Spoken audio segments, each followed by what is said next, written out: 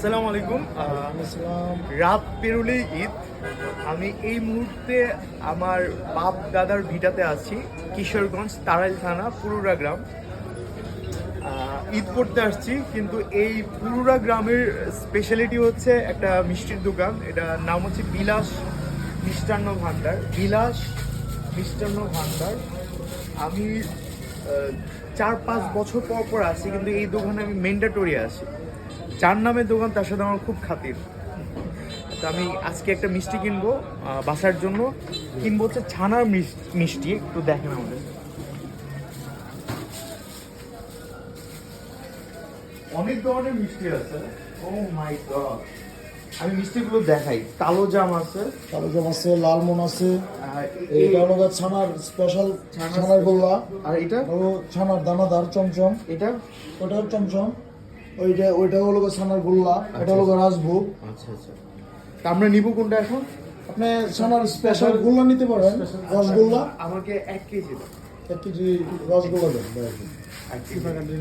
আর কি কি আছে উনি রেডি করতে থাকুক। এখানে এটাকে আমরা বলি এটাকে বলে গজা। এটা গ্রামের মানুষরা খুব পছন্দ করে। বুন্দি আছে এবং জিলাপি জিলাপি আছে। আমরা তো নানা রকম জিলাপি খাই, কিন্তু এইরকম জিলাপি কিন্তু খান না এটা আপনারা। হলো আমাদের ঐতিহ্যবাহী 18 বাড়ির 2.5 কেজি জিলাপি আর কি। আমরা ছোটবেলা অনেক শুনছি এটা হলো বাতাসা। বাতাসা। নিমকি আছে, এটা মিল্লাত মাহফিলে দেওয়া হয়।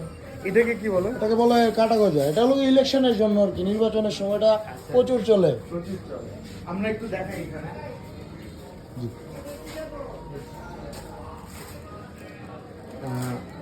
সচরাচর আমি মিষ্টি কিনলে মানে এটা আমার একটা ফ্যামিলি ট্র্যাডিশন। আমার রস নামে একটা মিষ্টির দোকান থেকে মিষ্টি কিনি। রস ছাড়া আমার মা মিষ্টি খেতে চায় না।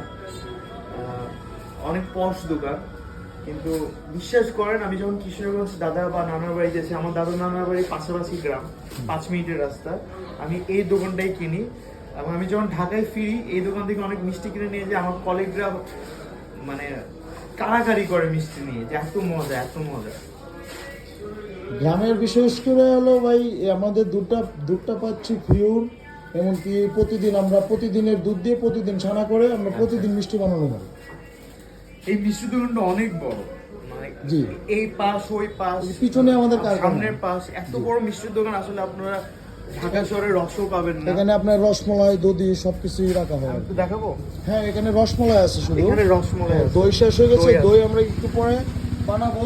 এখানেই প্রসেসিং হবে, আপনি চাইলে একটু পরে আচ্ছা আপনি দেখতে পারেন। আমি এদিক একটু দেখ। এটা হলো